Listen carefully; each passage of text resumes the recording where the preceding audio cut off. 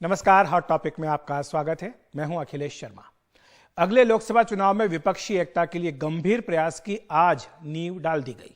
लंबे समय से सभी विपक्षी पार्टियों को एक मंच पर आने की अपील कर रहे बिहार के मुख्यमंत्री नीतीश कुमार ने आज दिल्ली आकर कांग्रेस अध्यक्ष मल्लिकार्जुन खड़गे और राहुल गांधी से मुलाकात की।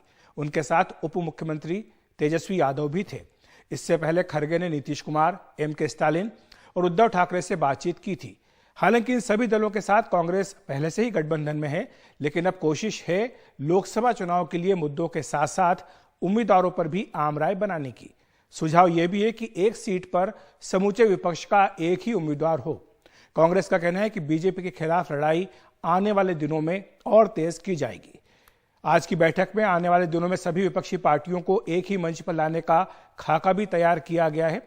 इनमें वे पार्टियां भी शामिल है जिनकी लड़ाई कांग्रेस से है और जो कांग्रेस के साथ नहीं दिखना चाहती है। सूत्रों के अनुसार आज की बैठक में दो बड़े फैसले किए गए हैं।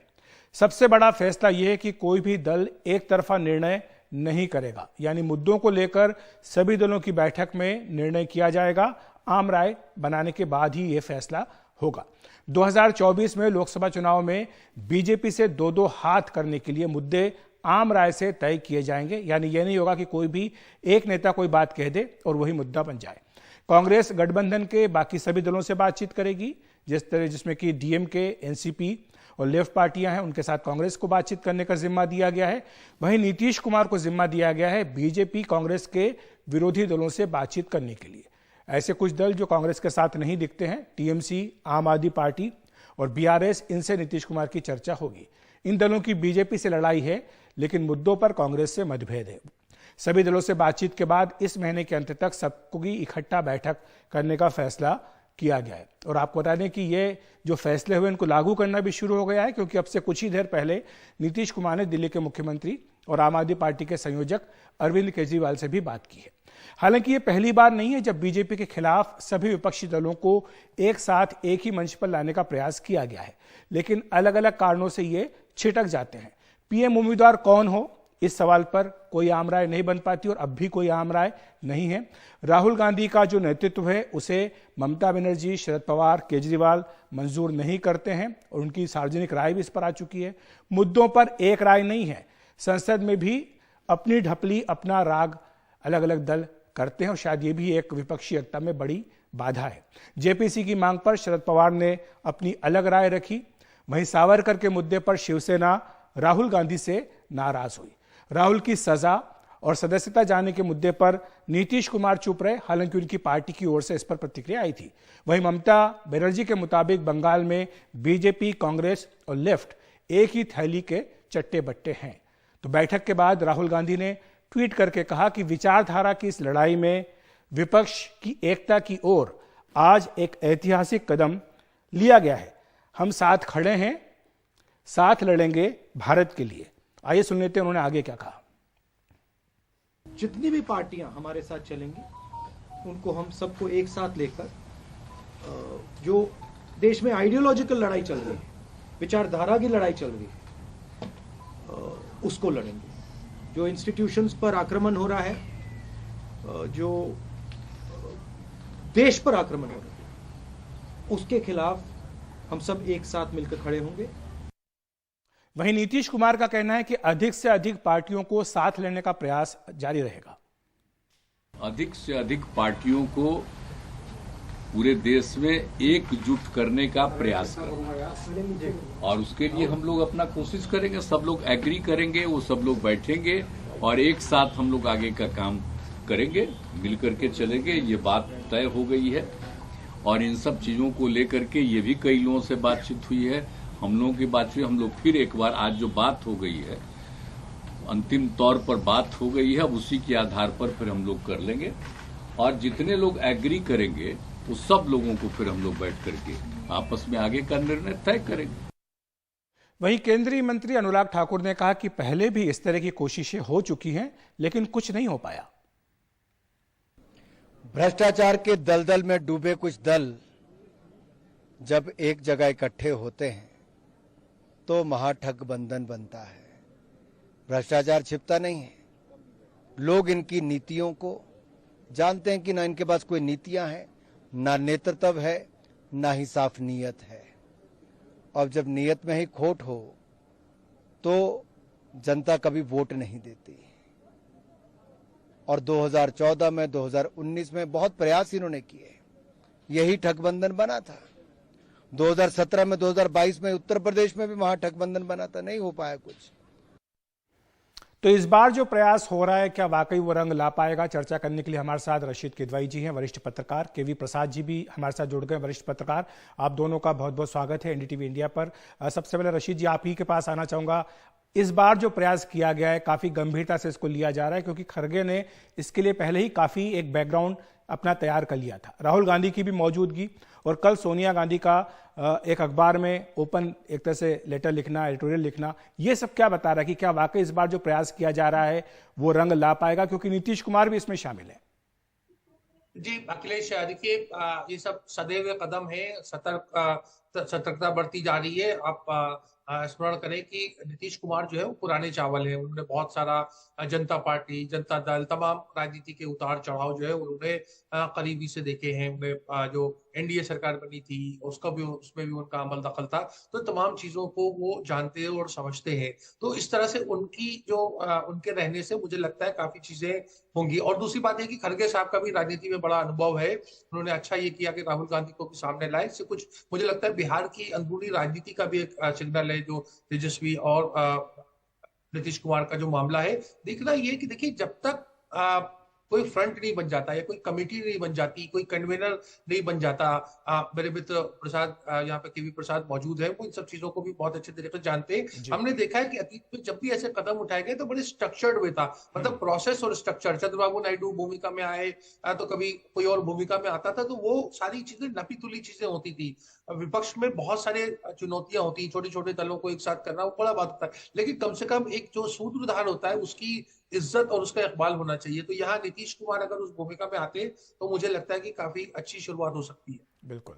प्रसाद जी, आपको भी इसमें यही सवाल कि जब सोनिया गांधी एक तरह से सक्रियता अपनी दिखा रही हैं, तो क्या ये भी संदेश जाता है कि वो भी अपने हाथों में कमान लेंगी नए गठबंधन बनाने के लिए, या फिर सीटों के तालमेल के लिए 2004 की तरह? या फिर आपको लगता है कि नहीं, राहुल गांधी ही फोकस में रहेंगे, लेकिन उनका जब नाम आता है तो कई दल जो है वो बिदक जाते हैं?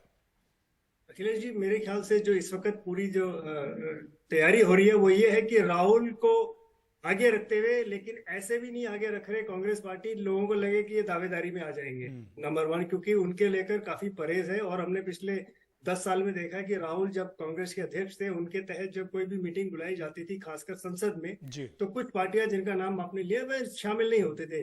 लेकिन वहीं ठीक खड़गे साहब जब से विपक्ष के नेता बने और उसके बाद कांग्रेस के अध्यक्ष बने, उनकी मीटिंगों में तमाम सारी पार्टियां जुड़ती रही। तो एक तरह से तालमेल, चाहे लिमिटेड पार्लियामेंट का फ्लोर कोऑर्डिनेशन ही सही, एक थोड़ा बहुत साझेदारी दिखी। मेरे सामने 3 मॉडल हैं। अगर आप देखें भारत की राजनीति में पिछले 70 साल की बात करें, छोड़िए 77 में एक मॉडल हमारे सामने आया, जब जनता पार्टी एक पार्टी बनी जिसमें तमाम सारे दल जो कांग्रेस के खिलाफ थी वो इकट्ठी हुई, और उनके सूत्रधार थे या जयप्रकाश नारायण। उन्होंने इसके एक तरह से पूरी रचना की और सबको इकट्ठे लाए। उसमें भी अलग अलग विचारधारा वाले थे। एक तरफ थे कुछ कांग्रेस से निकले हुए लोग, कुछ सोशलिस्ट लोग और भारतीय जनसंघ। तीनों अलग अलग धाराएं भारत की, लेकिन साथ चली। फिर आइए 1996 में, किसी के पास कोई बहुमत नहीं था, तमाम सारी पार्टियां इकट्ठी हुई और उनको कांग्रेस ने समर्थन दिया। वैचारिक मतभेद तब भी थे और बहुत तीव्र थे। और तीसरा 1998-99 जैसे जैसे हम लोग रास्ते आपको रोक रहे हैं, केजरीवाल बोल रहे हैं नीतीश कुमार से मुलाकात के बाद आगे सुन लेते हैं। आज सारे प्रश्नों के जवाब आपको, लेकिन सर कई राज्यों में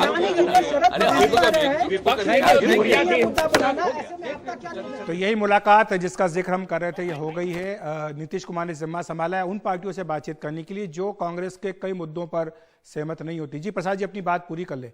तो क्या एक सीट पर एक उम्मीदवार का जो फार्मूला देखा था वो हो सकता है, 77 वाला फार्मूला लागू हो सकता है, या आपको लगता है कि कई जो अहम है वो आड़े आएंगे और ये सवाल भी आड़े आएगा कि पीएम का उम्मीदवार कौन?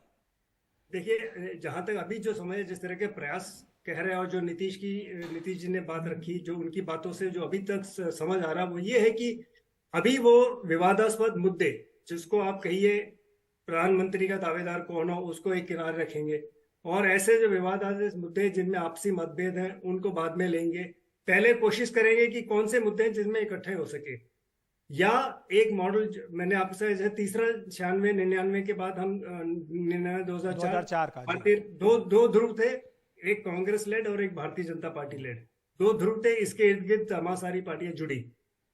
2004 में शायद आप ही के प्रोग्राम में पहले भी एक जिक्र किया था, जब सोनिया गांधी पहुंची वाम दल के नेता हरकिशन सिंह सुरजीत से मिलने, तो उन्होंने कहा हमारे वैचारिक मतभेद हैं, खासकर इकोनॉमिक पॉलिसीज को लेकर, आपकी जो अर्थव्यवस्था को लेकर हम आपसे नहीं मिलकर लड़ सकते। लेकिन उन्होंने एक बात कही जो अहम हुई और बाद में साबित हुई, जहां जहां जिसकी शक्ति है वो लड़े, सीटें निकाल के आए, बाद में देखी जाएगी। जी, तो बिल्कुल यही रशीद जी, यही सवाल।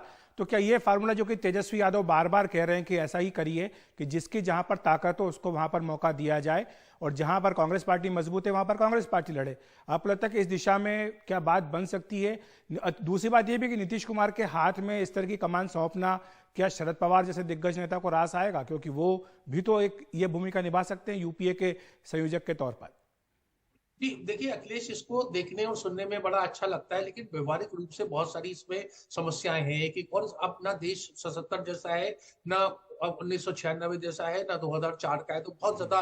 और जो सरकार है इस समय, और सरकार का जो एक पूरा इकोसिस्टम है, वो इतना मासूम और इतना किनारे नहीं बैठे रहा। वो विपक्ष की यूनिटी को, एकता को तोड़ने का हर अच्छा संभव, हर तरीका का जो होता है, साम दाम दंड भेद, सब चीजें होंगी। तो ये बहुत सारे हम इसमें उतार चढ़ाव देखेंगे। लेकिन हमारी दिलचस्पी इस बात पे है कि क्या विपक्ष इस मामले को लेके एक संजीदा है, एक सीरियस है। तो वो मुझे लगता है कि देखिए, आप अगर देश का मानचित्र देखें, और मैं उस बहस में नहीं जाऊंगा कि भारत यूनियन ऑफ स्टेट है या नहीं है, लेकिन आप साउथ और मतलब ईस्ट का अगर आप देखें, ईस्टर्न कोस्ट के साइड में जितने राज्य पड़ते हैं, वो वहां के ऊपर अगर इस तरह की लामबंदी होती है तो एक अच्छी एक विपक्ष को एक मजबूती मिल जाएगी, एक फुटहोल्ड मिल जाएगा। और उस फुटहोल्ड के लिए दोनों खड़गे और नीतीश कुमार बहुत महत्वपूर्ण कड़ी है। उसके बाद की आगे आगे चीजें होंगी। लेकिन मुझे लगता है कि विपक्ष इस बात से लेके, जो अभी पिछली जो घटनाएं हुई हैं जिस तरह से, उसको लेके बहुत आहत है और उनको एक वेकअप कॉल मिला है। तो हर तरह का प्रेशर अपनी जगह है, लेकिन अब 1 करोड़ मरों की स्थिति आ गई, क्योंकि 24 गया तो फिर 29 तक मामला खिंच जाएगा। बिल्कुल प्रसाद जी, जाते जाते आप, मेरे पास समय बिल्कुल नहीं, क्या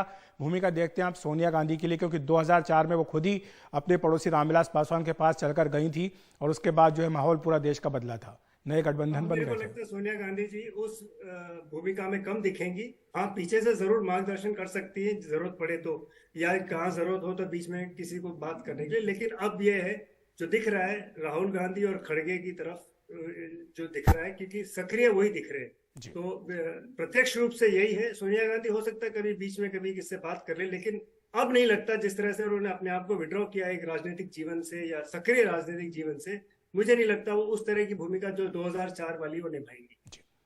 बहुत बहुत शुक्रिया आपका रशीद जी और के वी प्रसाद जी, हमारे साथ जुड़ने के लिए, विस्तार से समझाने के लिए कि आज जो विपक्षी एकता की नींव रखने की बात कही जा रही है, इसके आने वाले दिनों में किस तरह से क्या मायने होंगे। बहुत बहुत शुक्रिया आपका। हॉट टॉपिक में वक्त है ब्रेक का।